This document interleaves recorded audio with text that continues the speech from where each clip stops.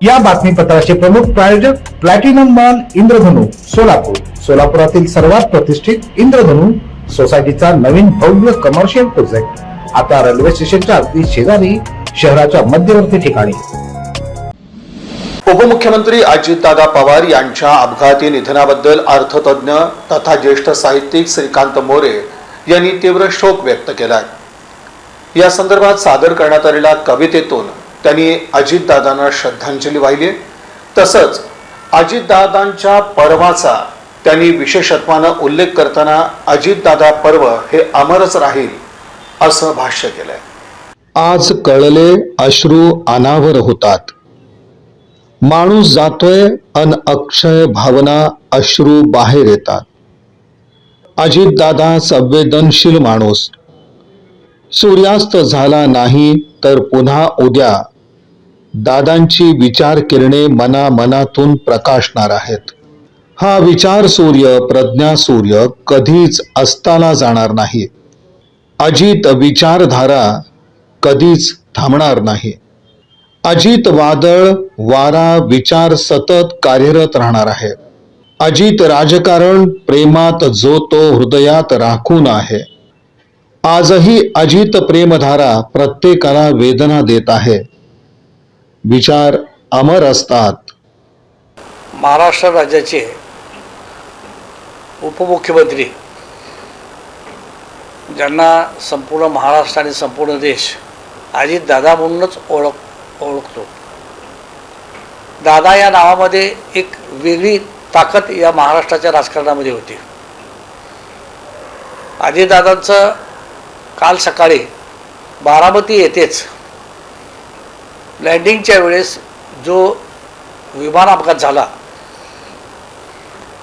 त्यामध्ये जे दुःखद निधन झालं, अतिशय मोठा एक धक्का मला त्यावर बसला. कारण नुकतंच मी बातम्या पाहत होतो सकाळी 9:15 वाजता आणि जे दृश्य मी पाहत होतो, कारण काही कॅमेरामॅन त्या ठिकाणी पोचले होते जिथं अपघात झाला, आग लागलेली, धूर, आणि बाकी बातम्या येत होत्या की विमान कोसळलं परंतु 2-3 जखमी झाले.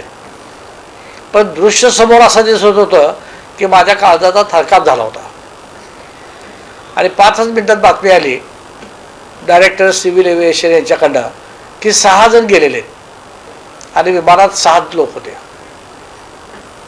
त्यांचे अंगरक्षक होते, एक अटेंडंट होती, 2 पायलट होते. आता या 6च्या 6 मृत्यूचं समोर जे दृश्य पाहिल्यानंतर मला अतिशय वाईट वाटलं की महाराष्ट्राच्या राजकारणामध्ये स्वतःचं वेगळं अस्तित्व निर्माण करणारा, महाराष्ट्राच्या सामाजिक कार्यामध्ये स्वतःचं वेगळं अस्तित्व निर्माण करणारा, सांस्कृतिक कारण असेल, कुठल्याही विकासाच्या योजना असतील, मग ते जलसिंचनाच्या असोत, रस्ते असोत, शाळा असोत, कॉलेज असोत, मार्केट कमिटी असो, साखर कारखाने असो, स्पिनिंग मिल असो, सहकाराचा एक अत्यंत अभ्यासू जाणता राजा, आपण शरद पवार साहेबांना जाणता राजा म्हणतो, पण अजित पवार हे अभ्यास त्यांचा एवढा परफेक्ट होता की कुठलाही प्रकल्प असो, कुठलीही सहकारातली एखादी योजना असो किंवा सहकाराच्या माध्यमातून कुठलंही कार्य असो, त्यांनी ते अतिशय सक्षमपणे राबवलेलं आहे. अजितदादांच्या जाण्यामुळं मला फार मोठा धक्का काल दिवसभर बसला. मी काल कुठेही कामाला सुद्धा जाऊ शकलो नाही. मानसिक स्थितीसुद्धा बरोबर नव्हती. आज सकाळी सुद्धा संपूर्ण अंत्यविधी आपण जर पाहिला असेल तर उभ्या महाराष्ट्रातून दिल्लीपासून सगळीकडं त्या ठिकाणी दखल घेण्यात आली. पार्लमेंटमध्ये त्या अनुषंगानं पार्लमेंटचे जे सभापती होते त्यांनीसुद्धा अजितदादांच्या जाण्याबद्दल ठराव मांडला होता.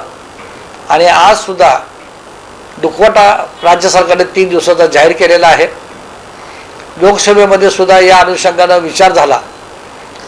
एखादा राज्याचा हा जो आमचा नेता होता, या नेत्यांनी 7 वेळेला आमदारकी लढवून विजय मिळवलेला आहे. जनसामान्याचा कैवारी म्हणून बारामतीमध्ये अजितदादाकडं लहान थोर मोठ्या माता भगिनी धाय मोकळून रडताना पाहून माझं हृदय गलबलून गेलं होतं. अगदी लहानातला लहान आणि मोठ्यातला मोठा नेता सुद्धा डोळ्यात अश्रू आले नाही असं त्या ठिकाणी दिसत नव्हतं. लोकसभेमध्ये सुद्धा त्यांची एंट्री होती. 10व्या लोकसभेचे ते खासदार म्हणून सदस्य होते. राजकारणामध्ये शरद पवार साहेबांनी त्यांना जरी पुढे आणलं तरी केवळ त्यांच्या सावलीत ते राहिले नाहीत, तर सावलीच्या बाहेर त्यांनी वेगळं कर्तृत्व आपलं निर्माण केलं. 22 जुलै 1959चा त्यांचा जन्म. आत्ता कुठंतरी राजकारणामध्ये महाराष्ट्र असेल, दिल्ली असेल, या संपूर्ण देशामध्ये एक भरारी घेतली होती. आणि अजितदादा एकच वादा या भूमिकेतून ते काम करताना, एकच वादा हे सत्य परिस्थिती होती. एखादं काम कार्यकर्ता घेऊन गेला, कोणी गेलं तर असं कधी होत नव्हतं की करू बघू, असं नाही. हे होणार आणि हे होणार नाही असं स्पष्ट बोलणं अजितदादाचं रोखोक असायचं. मग विधानसभा असो, विधान परिषद असो, फायनान्स मिनिस्टर म्हणून 11 वेळेला त्यांनी मंत्रालयामध्ये या अनुषंगानं आपलं विधेयक मांडलेलं आहे किंवा बजेट सादर केलेलं आहे. माझा त्यांचा परिचय अजितदादाचा 2-3 वेळेला आलेला आहे. मी पुण्यामध्ये 2007 ते 2009 डेप्युटी डायरेक्टर मार्केटिंग म्हणून काम करत होतो. आणि या मार्केटिंगच्या वेळेला पुन्हा मार्केट कमिटीवर प्रशासक होता. आणि प्रशासक असल्यामुळे दादा मधून आढावा घ्यायचे की या मार्केट कमिट्यांचं काय चाललंय, कसं चाललंय. आणि आम्हाला त्यावेळेला मिटिंगला दादा बोलून घ्यायचे पुण्यामध्येच. आणि मिटिंगची वेळ असायची सकाळी 6:30 पावणे 7. आणि वेळेवर तर आम्ही जाऊन बसलो की बाहेर हसतमुख येणार की हां सांगा मोरे साहेब काय तुमचं काय, आपण काय ठरवलं, कुठले मुद्दे आहेत. बरोबर या ठिकाणी 5 ते 10 मिनिटात चर्चा व्हायची. लगेच दुसरी मिटिंग, लगेच तिसरी मिटिंग. दादांचा हा जो स्वभाव होता त्याने आधी अभ्यास केला असायचा. आणि आम्ही जर काय इकडं तिकडं थोडं भटकलो, अरे ते असं नाही, तुम्ही असं म्हणाला होतात, अरे अविनाश ती नोट दाखव मला, की लगेच त्याची नोट समोर असायची. म्हणजे ज्या विषयाची मिटिंग लावलेली असती ते केव्हा ऐकायचं आणि तिथं असं नाही आहे, त्याने अभ्यास करून त्याच्यात नोट्स काढलेले असायच्या. हा एक त्यांचा म्हणजे हजर जबाबी होता. माझा त्यांचा तो जसा परिचय झाला तसं एकदा सोलापूरमध्ये ते असंच सोलापूरच्या दौऱ्यावर आले होते. मला वाटतं वेळ रात्रीची 9:30-10ची वेळ होती. पाऊस पडत होता प्रचंड. आणि दादा दुपारनंतर बार्शीला दादाचा मुक्काम होता. सोपल साहेबांच्या बंगल्यामध्ये दादाचा मुक्काम होता. सोलापूर त्यावेळेला मी लीडर होतो 2009 ते 13 या कालावधीमध्ये. आणि सोपल साहेबांच्या घरी मुक्काम असताना रात्री मला फोन आला दादांचा की श्रीकांत मोरे तुम्ही कुठं आहात.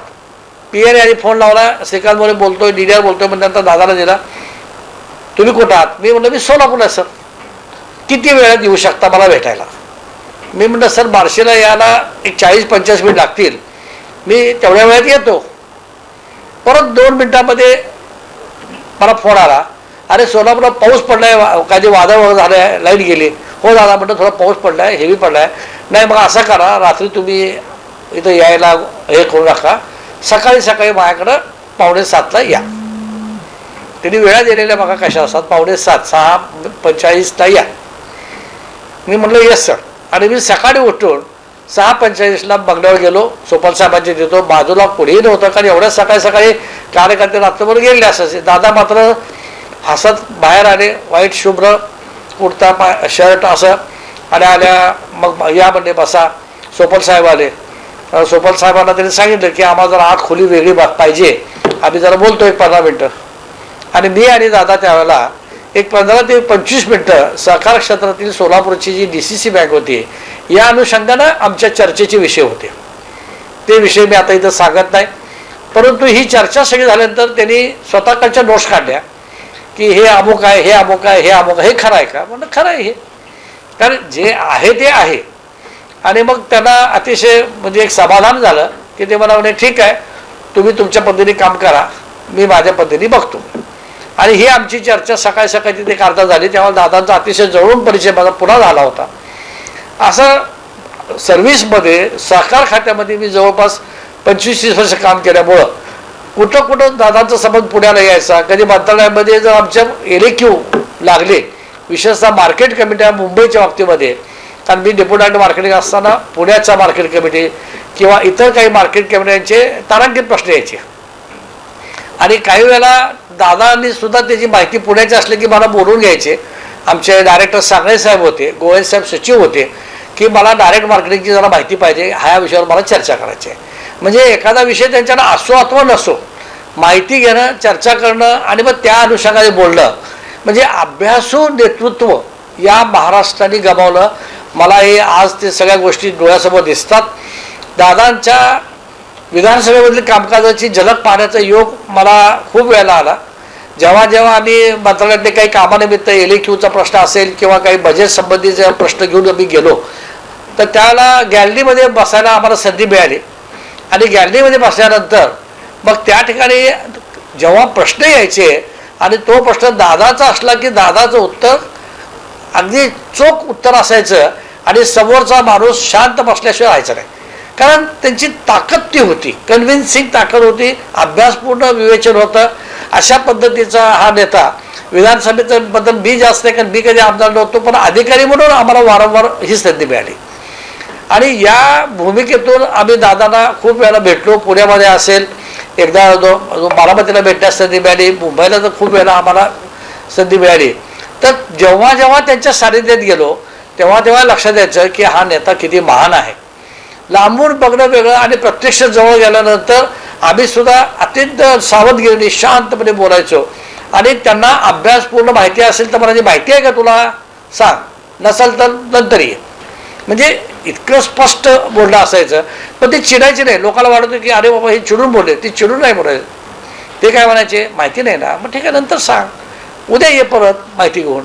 अशा पद्धतीचा हा नेता, ज्यांनी महाराष्ट्राचं बजेट 11 वेळा मांडलं, एक कमांड ज्याला आपण म्हणतो आपल्या विषयावरती, मग कुठलाही विषय त्यांच्याकडे असो तर त्या विषयाच्या अनुषंगाने आणि विकासात्मक कामकाज केलं. सारथीला सुद्धा मी एकदा भेट दिली होती. सारथीचे आमचे कलेक्टर सोलापूरचे ॲडिशनल कलेक्टर अशोकराव काकडे त्या ठिकाणी एक IAS ऑफिसर म्हणून ते धुरा सांभाळत होते.